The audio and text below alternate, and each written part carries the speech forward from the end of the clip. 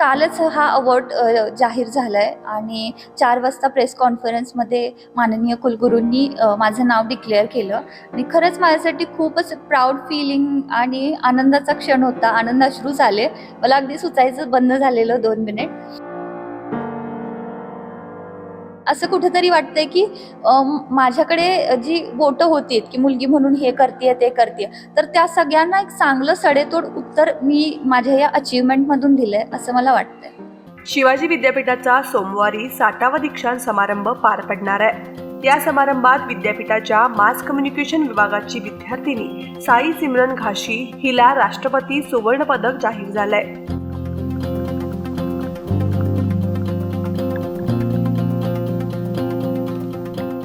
सिमरन ही मूळची सांगली जिल्ह्यातील 32 शिराळाची. सध्या ती मास कम्युनिकेशन विभागात 2ऱ्या वर्षात शिकते. सिमरनच्या या यशामागे तिच्या आईची साथ आहे असं ती सांगते.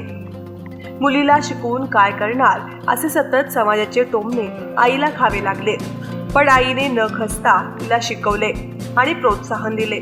त्याचंच हे यश असल्याचं सिमरन सांगते. याच्यासाठी संघर्ष माझा खरंच मोठा आहे आणि माझ्यापेक्षा माझ्या आईचा संघर्ष मोठा आहे. कारण मी 10वीपासून या पदकासाठी म्हणजे या पदकासाठी जसं नाही, पण 10वीपासून मी प्रयत्न करत आली आहे. फक्त अकॅडमिक्स नाही तर एक्स्ट्रा करिक्युलर स्पोर्ट्स सगळ्या गोष्टींमध्ये मी पार्टिसिपेट करत आली आहे आणि वेळोवेळी मला विरोधकांचा सामना करावा लागला. ही महत्त्वाची बाब आहे. कारण मी जिथं गेली आहे आणि तिथं मला कोणी विरोधक नाही आहे किंवा मला सगळं वेल अँड गुड मिळाले असं कुठंच नाही, आजपर्यंत नाही कधीच. त्यामुळं या सगळ्यांना झुगारून मी कुठेतरी स्ट्रॉंग राहिले, स्टेबल राहिले आणि माझ्या ध्येयाशी मी एकनिष्ठ राहिले. त्यामुळंच मी इथंपर्यंत पोहोचू शकते. राष्ट्रपती पदक हे शिवाजी विद्यापीठाकडून सन 1994-95 पासून दिलं जातं.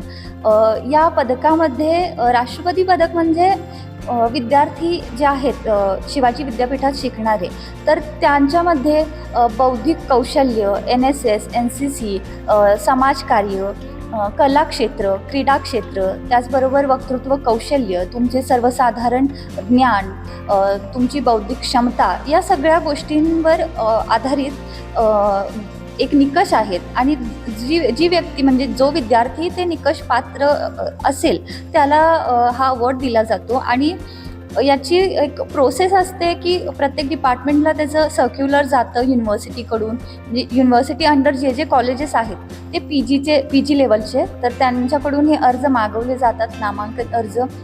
आणि यामध्ये विद्यापीठाकडून त्या अर्जांवरती एक स्क्रुटिनिटी कमिटी बसते आणि त्याच्यामध्ये त्याची छाननी केली जाते. सगळी कागदपत्र तपासली जातात आणि त्यानंतर विद्यार्थ्यांना इंटरव्ह्यूसाठी बोलवलं जातं आणि त्यातून एक विद्यार्थी आदर्श विद्यार्थी म्हणून निवडला जातो. त्याला राष्ट्रपती सुवर्णपदक दिलं जातं. यानंतर मला 2 ऑप्शन्स आहेत. कारण मी माझी बॅचलर्स डिग्री डाएट न्यूट्रिशनमध्ये पण केली आहे, PG पण करते आहे आणि आता मी MA मास कम्युनिकेशन पण करते आहे. त्यामुळे माझ्याकडे 2 ऑप्शन्स आहेत. पण मला मेडिकल सेक्टरकडे जास्त इंटरेस्ट असल्यामुळे मी एकतर मेडिकल PRO किंवा मग public relation officer in government sector असे माझे विजन्स आहेत. खरे सांगायचं म्हणजे नुकते कालच हा अवॉर्ड जाहीर झाला आहे आणि 4 वाजता प्रेस कॉन्फरन्समध्ये माननीय कुलगुरूंनी माझं नाव डिक्लेअर केलं आणि खरंच माझ्यासाठी खूपच प्राऊड फीलिंग आणि आनंदाचा क्षण होता. आनंदाश्रू झाले. मला अगदी सुचायचं बंद झालेलं 2 मिनिट आणि खूप छान वाटतंय, खूप प्राऊड वाटतंय आणि असं कुठेतरी वाटतंय की माझ्याकडे जी बोटं होती की मुलगी म्हणून हे करते ते करते, तर त्या सगळ्यांना एक चांगलं सडेतोड उत्तर मी माझ्या या अचीवमेंटमधून दिलंय असं मला वाटतंय.